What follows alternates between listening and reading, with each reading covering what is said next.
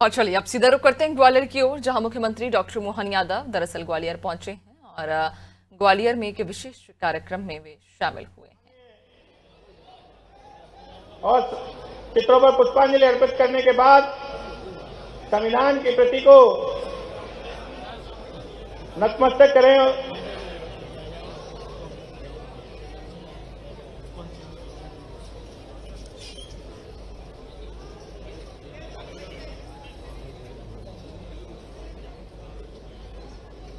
हमारा संविधान, हमारा संविधान, हमारा संविधान भारतीय जनता पार्टी।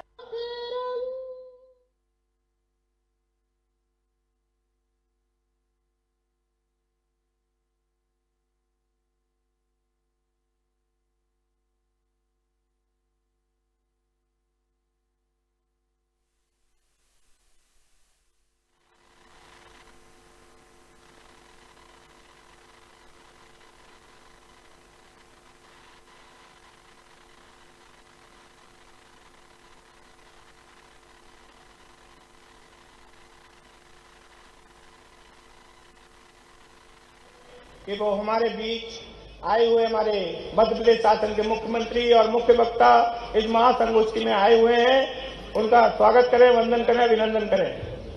हाँ, एक मिनट बैठा। वंदे मातरम के गायन के लिए मैं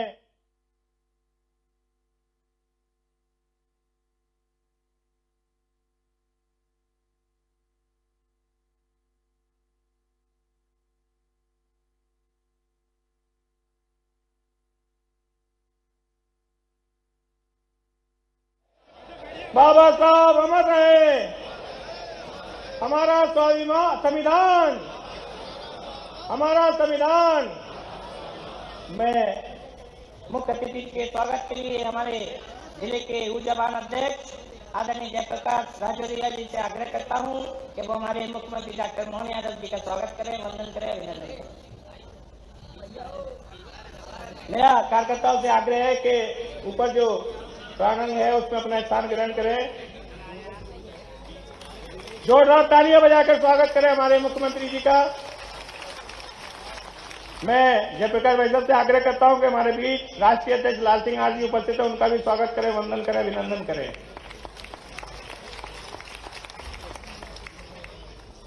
मैं विनय जी से आग्रह करता हूं कि हमारे जिलाध्यक्ष जी का स्वागत करें, आदरणीय विनय जैन जी, जिला महामंत्रीगण। और क्रमशः हमारे जिला महामंत्री विनोद शर्मा जी से आग्रह करता हूं कि जो मंच पर विराजमान अतिथि हैं माननीय तुलसी सिलावट जी, उनका स्वागत करें। पवैया जी का स्वागत माननीय विनय जी करें, माननीय प्रद्युमन जी का स्वागत करें। क्रमशः आपको करना है बेटा सबका, अब आप इधर करना। विवेक जी का स्वागत आदरणीय विनय जी करें, अनूप जी का स्वागत आदरणीय विनोद जी करें।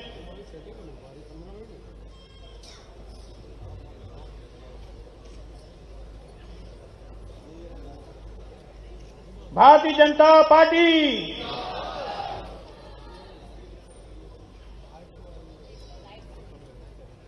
सभी का स्वागत हमारे दोनों महामंत्रीगण कर रहे हैं। क्रमशः जोरदार तालियां बजाकर हम लोग भी स्वागत करें, वंदन करें, अभिनंदन करें हमारे सुशोभित मंच का।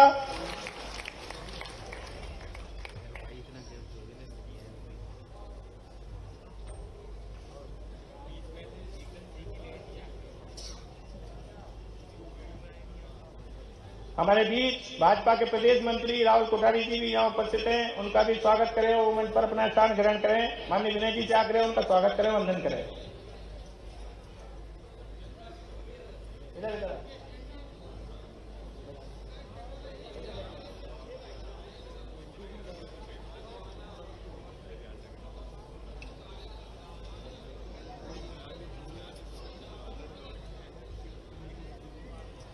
मेरा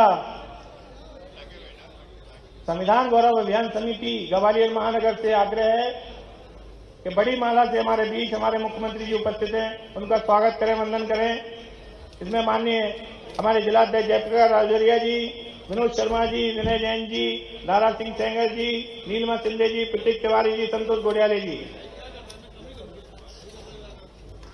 बड़ी माला से स्वागत कर रहे हैं। इसके बाद प्रदेश कार्य समिति के सदस्य आ जाएं। जो भी प्रदेश कार्य समिति के सदस्य यहाँ उपस्थित हैं वो आए और बड़ी माला से स्वागत करें।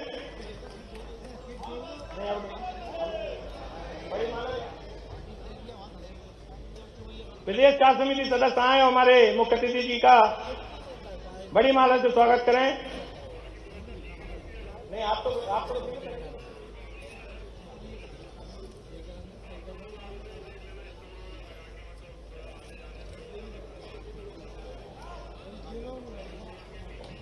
मेरा आग्रह है अब भाजपा पार्षद दल पुरुषगण वो भी आए और बड़ी माला से स्वागत करें। क्रमशः आ जाएं जल्दी। महिला पार्षद दल भी आ जाएं, वो भी स्वागत करें।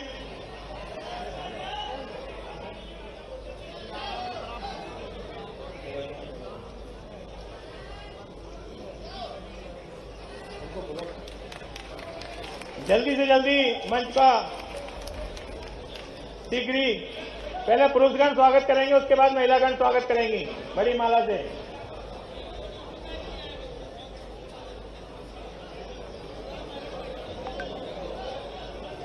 इसके बाद महिलागण करेंगे आप लोग। महिला पार्षदगण करेंगे, पहले पुरुष पार्षदगण करेंगे। अनुसूचित जाति भाजपा के जिला पदाधिकारीगण वो भी तैयार रहे, वो भी बड़ी माला से स्वागत करेंगे।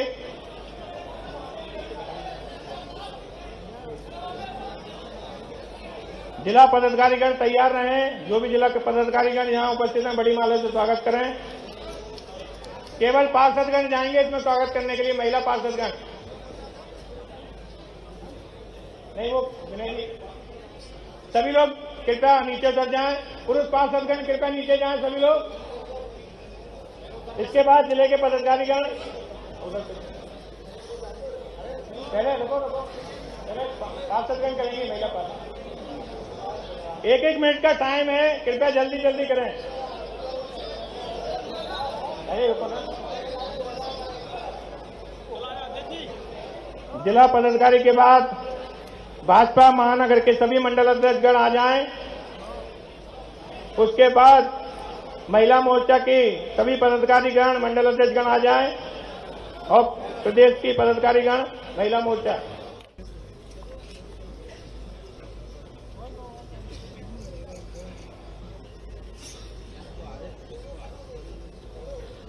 वरिष्ठ समाज सेवियों का सम्मान माननीय मुख्यमंत्री द्वारा किया जा रहा है, वरिष्ठ अतिथियों द्वारा किया जा रहा है।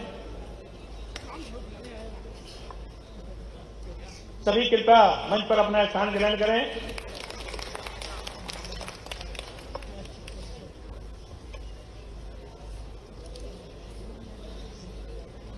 संविधान गौरव अभियान की महासंगोष्ठी में हमारे बीच मध्य प्रदेश सरकार और हमारे मुखिया आदरणीय डॉक्टर मोहन यादव जी यहाँ उपस्थित हैं। मैं सभी से आग्रह करता हूं जोरदार तालियां बजाकर उनका स्वागत सम्मान करें और मैं उनसे आग्रह करता हूं कि आप सब लोगों को संबोधित करें। आदरणीय हमारे डॉक्टर मोहन यादव जी आए और हम सब लोगों को संबोधित करें। जोरदार तालियां बजाएं, जब तक वो मंच पर आने जाए जब तक जोरदार तालियां बजाकर उनका स्वागत करें।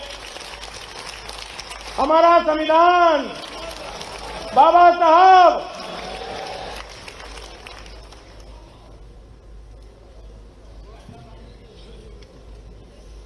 संविधान गौरव दिवस अभियान के इस कार्यक्रम में हमारे नगर जिला अध्यक्ष माननीय राजौरिया जी, अभी अनुसूचित जाति मोर्चे के राष्ट्रीय अध्यक्ष पूर्व मंत्री श्रीमान लाल सिंह आर्य जी, जिनने बहुत अच्छे से विस्तार से विषय रखा। हमारे प्रभारी मंत्री, मेरे मंत्रिमंडल के साथी श्रीमान तुलसी सिलावट जी, माननीय मंत्री श्रीमान प्रद्युम्न तोमर जी, हमारे वरिष्ठ नेता पूर्व मंत्री माननीय जयभान सिंह पवैया जी, पूर्व महापौर पूर्व सांसद मेरे साथ प्राधिकरण में भी अध्यक्ष रहे माननीय विवेक सेजवलकर जी, आप अभी भी हमारे चुनाव अधिकारी भी हैं, है ना। अभी तो जिले का पूरा हुआ है, प्रांत का बाकी है ना, तो आप तो प्रांत के अधिकारी हो। जिले का सफलता के साथ आपने निर्वाचन का काम पूरा कराया है।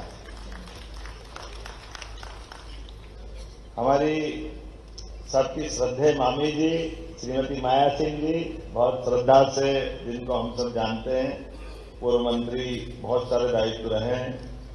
पूर्व विधायक श्रीमान मुन्नालाल जी गोयल साहब, पूर्व विधायक रमेश गोयल अग्रवाल जी, पूर्व विधायक राम शरण गुजर जी, पूर्व जिलाध्यक्ष अभय चौधरी जी, पूर्व जिलाध्यक्ष वेद प्रकाश शर्मा जी, श्रीमान कमल माखीजानी जी, गंगाराम पटेल जी, अशोक शर्मा जी,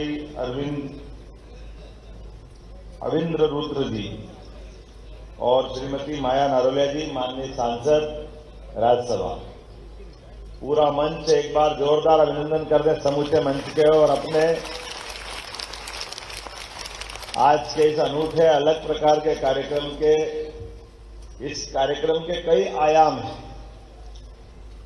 एक आयाम अभी हमने सबने देखा, हमारी समाज के विभिन्न अलग अलग प्रकार की प्रतिभाओं का मंच पर बुलाकर सम्मान किया गया।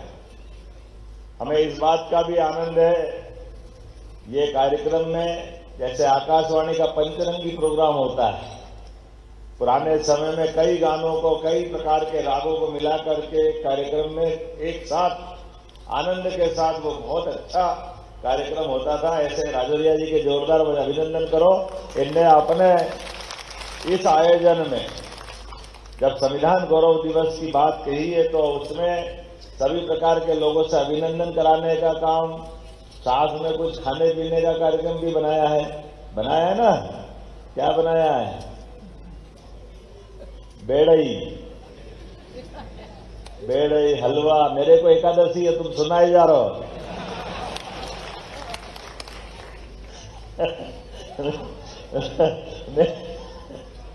मुझे भी इस बात का आनंद है।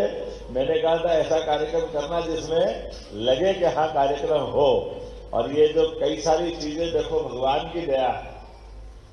हमारे देश के अतीत के काल के उस घटनाक्रम को देखें, जब जब हमारे देश की मूल आत्मा के साथ छेड़छाड़ करने का प्रयास किया, हमारे देश के सनातन समाज ने हमेशा उसी में से उपयुक्त, माननीय अनूप जी भाई साहब, आप थोड़ा दबदबे, आपका अभिनंदन करता हूं। अनूप जी भाई साहब पूर्व मंत्री, हमारे बड़े भाई हैं, बहुत अच्छे धाकड़ नेता रहे। तो मैं उस काल की याद दिलाता हूं कि जब दौरे जहां दुश्मन पता नहीं किस किस रूप में हमारे पे अपनी कष्ट बढ़ाने आता था, तो उसी में से अपनी संस्कृति ने हर बार रास्ता निकाला। और इसी प्रकार से अभी उस व्यवस्थाओं के आधार पर जब हमारे यहाँ भोजन भंडारे, अभी कुंभ का आनंद चल रहा है और हम सब उसको भी देख रहे हैं। अब बताइए, अपने कुंभ के उस पूरे आयोजन में ये जो सामूहिक स्नान होते हैं, अन्न क्षेत्र होते हैं, भंडारे होते हैं, हम कहाँ किसी से पूछते कौन किस समाज का है? सब सामूहिक रूप से सारा आनंद लेते कि नहीं लेते? होली पे कलर लगाने निकलेंगे तो कोई किसी का नाम पूछता है क्या? आनंद के साथ होता कि नहीं होता? दिवाली का आनंद, ये सारे त्योहार संस्कृति। अभी तो ग्वालियर का मेला चल रहा है। मेले का अर्थ क्या? मैं राजौरिया से मजे से पूछ रहा था, तुलसी भैया भी साथ में। मेले का मतलब क्या? तो मेले का मतलब मेल जोल, आनंद के साथ, आत्मीयता के साथ, आपका कोई का किसी से परिचय हो न हो, एक साथ बैठ करके पूरे अपने मेले में घूमते घामते जो आत्मीयता बरसती है, वो हमारे लिए आपस में एक दूसरे को नजदीक लाती है। और इस भाव को समझने के आधार पर हमारी संस्कृति चलती है। अब इस संस्कृति की विशेषताओं को लेकर के हम देखें तो कांग्रेस के राजनीतिक परिदृश्य में देखें मित्रों, एक दौर निकला कांग्रेस का, आजादी के पहले का नेतृत्व और आजादी के बाद का कांग्रेस का नेतृत्व और उसका व्यवहार। ये दोनों व्यवहार को देखोगे तो आपको सब कुछ मिल जाएगा। लेकिन कांग्रेस ने अपने खुद के नेताओं को भुलाने का काम किया है। कांग्रेस के राष्ट्रीय अध्यक्ष रहे पंडित महामना मदन मोहन मालवीय, जिनने बनारस हिंदू विश्वविद्यालय की स्थापना की, जिसने सनातन संस्कृति के माध्यम से बनारस गुरुकुल का उच्चतम स्थान रहा है। इसलिए उसकी पहचान होना चाहिए। वो कांग्रेस के अध्यक्ष रहे, बाल गंगाधर तिलक वो कांग्रेस के अध्यक्ष रहे, लेकिन एक एक करके जिन जिन ने जड़ों से जुड़ करके कांग्रेस के माध्यम से अपनी संस्कृति की ध्वजा लहराने का काम किया, कांग्रेस के आजादी के साथ जैसे ही सत्ता पकड़ी नेहरू जी ने तो सबका नाम मिटाने का अभियान चलाया। कुछ को आपने उस समान समय में जिसकी उनकी दुश्मनी थी सबके साथ हिसाब चूकता करते रहे। जाने अनजाने हम सब याद करें, अपने इसी मध्य प्रदेश की धरती पर जबलपुर पर नेताजी सुभाष चंद्र बोस कांग्रेस के चुने हुए नेता बने, जब जनता और सारे लोगों ने मिलकर के उनको एकमात्र नेता इस कांग्रेस पार्टी का अध्यक्ष बनाया। लेकिन काल के प्रवाह में अंदर की राजनीति के बलबूते पर उनको भी इस्तीफा देके जाना पड़ा। सरदार वल्लभ भाई पटेल के साथ क्या हुआ ये भी दोहराने की जरूरत नहीं है, लेकिन नेहरू जी ने अपने स्वार्थ के कारण से अपनी उस संकुचित भावना के बलबूते पर डॉक्टर भीमराव अंबेडकर के साथ भी जो अन्याय किया है, लाल सिंह जी ने एक एक करके वो सारी बातें बताई है, या आज भी हम सबके बीच में वो सब कुछ स्पष्ट है। ये जो अंदर का पाप है कांग्रेस का, और पाप कितना गहरा है, 4 पीढ़ी हो गई इनकी, 4 पीढ़ी तक इनने अपनी बाबा साहब से दुश्मनी भूले नहीं, लंबे समय तक सरकार में रहे, जीते जी बाबा साहब के समता के सिद्धांत के बलबूते पर उनकी योग्यता के आधार पर मंत्रिमंडल में स्थान नहीं दिया, उनके भावनाओं का सम्मान नहीं करते हुए ये धारा 370 का कलंक अपनाया। लोकसभा जिसके संविधान के लिए बाबा साहब अध्यक्ष बने थे, सही कहा लाल सिंह जी ने, चुनाव में निर्वाचन के समय तो उस समय कई सारे दलों के लोगों को जोड़ करके मंत्री बनाने की बात है, लेकिन मेरे से ज्यादा कोई सुयोग्य आदमी आगे नहीं बढ़ जाए। ये जो अंदर का डर लग रहा था नेहरू जी को, अपनी उस हीन भावना के बलबूते पर अंबेडकर जी अगर आगे बढ़ गए तो मेरा क्या होगा, ये जो स्वार्थ की भावना थी, कांग्रेस तो अगर ये यात्रा निकाल रही तो माफी मांगना चाहिए अपने परनाना नेहरू जी के कर्मों के कारण से, जिसके कारण से अंबेडकर जी की आत्मा का कष्ट हुआ है। कोई कारण नहीं था, अंबेडकर जी ने अपनी पार्टी खड़ी करी, चुनाव लड़ने गए तो चुनाव में संकट खड़ा करा। ये इनके इन प्रकार इन कुछ भी करके किसी को हराओ मत हराओ, अंबेडकर जी लोकसभा में नहीं आना चाहिए। ये पाप किसने किया? कांग्रेस ने पाप किए। और यहां से और आगे बढ़ो, उनके 2 आदमी जीते, हम सब जानते हैं लोकतंत्र में कई बार कोई कारण से किसी पार्टी के बड़े नेता हार जाते तो कोई उपचुनाव होकर के उसी का पार्टी का एक प्रत्याशी जो जीता हुआ रहता है वो छोड़ता सीट और अपने नेता को जगह देता है। अभी भाई ने अपनी बहन की सीट का हिसाब किताब करा कि नहीं करा? इतने डर गए थे, दोनों एक साथ नहीं लड़े, मैं अकेला लड़के देख लूं और यहां जगह कम पड़ी तो केरल चले गए। लोग कह रहे केरल के आगे भी जाता हो तो समुद्र आ गया, क्या करें वहां तक, केरल के आगे समुद्र है, तो अपने देश में कहीं जगह ही नहीं मिली इनको। और ये इतने लोकप्रिय है, इतने लोकप्रिय है कि 4 पीढ़ी से दिल्ली में चुनाव नहीं लड़ रहा। देखो इतने बड़े महान लोग हैं, आज भी इनको उत्तर प्रदेश और पता नहीं कहां जाना पड़ता है, क्योंकि इनकी असलियत वहां वाले जानते हैं, इसलिए कोई हिम्मत नहीं करता दिल्ली से चुनाव लड़ने।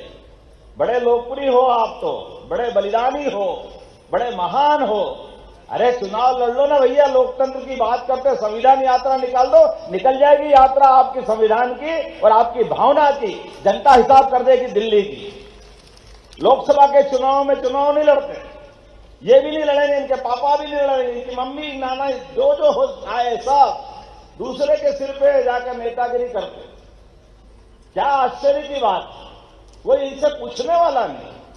क्या आप गए तो भैया कोई बात नहीं, अंबेडकर जी उपचुनाव लड़ने गए तो उपचुनाव में भी प्रधानमंत्री समय लेकर के उनको हराने के लिए सभाएं करते। ये कलंक किसी ने लगाया तो कांग्रेस के तत्कालीन राष्ट्रीय नेता और हमारे उस समय के प्रथम प्रधानमंत्री के खाते में आता है। अगर यात्रा निकालना तो ये पूरे देश में माफी यात्रा निकालो, जनता से माफी मांगो अतीत के पापों के कारण से जो जनता के मान का और हमारे अंबेडकर जी का अपमान का जो घटनाक्रम घटा है, इस हिसाब चुकता करने के लिए इस बात की जवाब मांगना चाहिए। अंबेडकर जी से उनके जीवन काल में जिनने उनको हराया उसको पद्म विभूषण दिया नेहरू जी ने। एक ही बार उसकी क्या योग्यता, तुमने अंबेडकर जी को हरा दिया इसलिए पद्म विभूषण दे रहे हैं। और 45 साल तक अंबेडकर जी को कोई उनका उल्लेखनीय योगदान नहीं, किसी प्रकार का मान सम्मान नहीं, और तो पार्लियामेंट में फोटो भी लगाने को तैयार नहीं। उनके अपने जन्म स्थान की छोड़ो, उनकी दीक्षा स्थल की, चैत्य स्थल की, महानिर्वाणी वाले स्थान की कोई बात ही नहीं कर रहे हैं। किसी प्रकार का कोई विषय नहीं, जैसे कोई महान ऐसा कोई व्यक्ति आया गया पता ही नहीं चल रहा है। इतनी प्रकार की दुश्मनी। और अब आज जब सरकार चली गई, सत्ता चली गई, तो अंबेडकर जी याद आ रहे हैं। अंबेडकर जी के लिए नेहरू जी ने कुछ नहीं किया, इंदिरा गांधी जी ने कुछ नहीं किया, राजीव गांधी जी ने कुछ नहीं किया। और तो और ये इतने मन के एक तरह से दुराभाव रखने वाले लोग जिस आधार पर समता की बात कहते कहते अंबेडकर जी चले गए, मंडल आयोग की सिफारिश के आधार पर जब बात आई तो इतने बड़े समाज के खिलाफ सबसे बड़ा लंबा भाषण किसी ने 90 में दिया तो राजीव गांधी जी ने दिया, जो मूल में इस बात का, इस भाव को लेके चलने वाले हैं कि कैसे करके बाकी समाज कैसे आगे नहीं आ जाए, उसका खिलाफ विरोध करने वाले।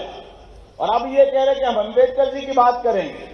अंबेडकर जी और अंबेडकर जी के अनुयायियों के लिए मुझे गर्व है, हमारी पार्टी ने प्रारंभ से अंबेडकर जी के इस भाव का सम्मान किया है और गर्व के साथ किया कि अंबेडकर जी का योगदान एक देशभक्त का योगदान है, हमें इस बात पे गर्व है। और इसीलिए हमारी सरकार हो न हो उसके पहले से अंबेडकर जी के लिए 14 अप्रैल, 6 दिसंबर ये हमारे अपने एक तरह से ऐसे महान व्यक्तित्व के दिन, स्मरण के दिन बने। और इतना ही नहीं, आप तो देखो ये याद कर रहे हैं, ये बता रहा है यात्रा में 3 बिंदु पे लेके चलेंगे। वो तीनों बिंदु से इनका संबंध कैसा आया है आप उल्लेख करें। आपने कहा बापू को याद करेंगे, महात्मा गांधी जी को। महात्मा गांधी जी के पूरे खानदान के अगर नाम मिटाने में कोई किसी का योगदान है तो कांग्रेस का योगदान है। खुद के खानदान को आगे बढ़ा करके नकली गांधी असली गांधी को मिटाने के लिए पूरा जीवन लगा दिया, ये उनकी याद दिला रहा है। ये महात्मा गांधी की बात करने वाला। मूल महात्मा गांधी के पुत्र के साथ, पौत्र के साथ, बाकी परिवार वालों के साथ पूरे देश में कहीं कोई पता चल रहा है कि वो गांधी परिवार है कहां। और इनका देखो, हमारे यहां तो अपने धर्म में बहन बेटी शादी करके चली जाए तो सरनेम तो बदलती कि नहीं बदलती, लेकिन उस गांधी सरनेम से वोट मिलता है तो इस खानदान में चले जाए या उस खानदान में वो सरनेम मत बदलना भैया। ये जनता तो कुछ 2 रोटी खाती ही नहीं, जैसे लोग समझते ही नहीं है। सारा बुद्धि का ठेका इनके ही पास। सोनिया गांधी, अब बताओ सोनिया गांधी कैसे हो गई? लगातार इस पे कई बार बात हो चुकी, कितनी प्रकार से बात है, लेकिन ये एकमात्र रास्ता जिस रास्ते से उनको वोट मिलते वो जनता में भ्रम की स्थिति बनती है, इसलिए उस लाइन को पकड़ के चलते। बापू के बारे में बताया, अंबेडकर जी के बारे में बताया, संविधान के बारे में भी। संविधान का अगर माननीय लाल सिंह जी ने कहा कि 90 के आसपास संविधान के संशोधन हुए और संविधान के संशोधन में चारों पीढ़ी ने योगदान दिया, ये संविधान बचाने की बात कर रहे हैं। हमें गर्व है कि यहां हमने, हमारे नेताओं ने संविधान के आधार पर हमारी वैचारिक स्तर पर पार्टी भी खड़ी करी, तो संविधान की उस गलती की तरफ जिसकी तरफ बाबा साहब ने उंगली उठा के बताया था कि धारा 370 कलंक साबित होगी इस देश के अंदर, इस बात के लिए हमने उस समय जनसंघ की स्थापना की। डॉक्टर श्यामा प्रसाद मुखर्जी को स्मरण करो, जिनने इस बात के लिए लड़ाई प्रारंभ की। इसी धारा के लिए डॉक्टर भीमराव अंबेडकर जी ने विरोध किया था। ये धारा किसी हालत में देश के हित में नहीं है। 40,000 अमर बलिदानी अलग अलग प्रकार के, कोई सेना, कोई पुलिस, कोई आम नागरिक, उनके प्राणों का अगर हत्यारा कोई है तो ये धारा 370 के माध्यम से, धारा 370 के लगाने वाले हैं जिनने उनके प्राण लिए। ये जनता उसका हिसाब मांगेगी, देश उसका हिसाब मांगेगा। ये पाप अगर किसी के सिर पे है तो कांग्रेस के सिर पे है। और हमें गर्व है कि हाँ, हमारा संविधान इतना पवित्र है कि हमारे देश के प्रधानमंत्री जब शपथ लेने जाते तो सिर नवा करके संविधान को नमन करते। ये हमारा अपने देश का, हमारी पार्टी का चरित्र है, हमारे नेता का चरित्र है। और संविधान के अंदर जो बाबा साहब ने कहा था और इनने उस समय उनकी सुनी नहीं, उस संशोधन कर करके जम्मू कश्मीर जैसे राज्य को देश की मुख्य धारा में लाने का काम अगर किसी ने किया तो हमारी पार्टी के नेता ने किया। हमने इतनी पवित्रता, इनकी बेईमानी कैसी, इनकी प्रधानमंत्री का चुनाव इलाहाबाद हाईकोर्ट अगर अयोग्य घोषित कर दे तो ये देश में आपातकाल लगा देते। संविधान का इससे बड़ा माखौल क्या होगा। सुप्रीम कोर्ट के न्यायाधीशों के बारे में मन चाहे निर्णय कर ले। ये अगर पाप किसी के सिर पे है तो कांग्रेस के सिर पे है। जब मर्जी आए, जैसा जो मर्जी आए कर ले। एक नहीं, एक के बाद एक इतनी सारी गलती करे। और ये कह रहे कि हम यात्रा निकालेंगे, बाबा साहब की जन्मस्थली पे यात्रा निकालेंगे, जब पूरे देश से झाड़ू लग गई इनकी तरफ से। ना कोई राज्य बचा, ना कोई दिल्ली की सरकार के अते पते ठिकाने लग रहे। एक के बाद एक सरकार, दूसरी सरकार, तीसरी सरकार, जब सब दूर से चले गए, वो जितने साथ आए वो भी छोड़ के भाग गए, तब इनको लगा जमीन पकड़ना चाहिए, तो ये नकली बगुला भगत के रूप में यात्रा निकाल रहे हैं। देश की जनता और प्रदेश की जनता इनकी सारी करतूतों को जानती है। निश्चित रूप से आज संविधान गौरव दिवस के अभियान में हम सब अलग जगह जानकारी लाए, सबके बीच घर घर ये बात पहुंचाए।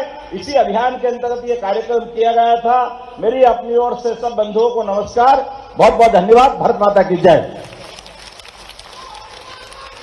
जोरदार मुख्यमंत्री जी का स्वागत करें। अब मैं स्मृति चिन्ह भेंट करने के लिए हमारे जिले के अध्यक्ष आदरणीय जयप्रकाश राजौरिया जी स्मृति चिन्ह भेंट करें एवं संविधान के प्रति माननीय मुख्यमंत्री डॉक्टर मोहन यादव जी को भेंट करें।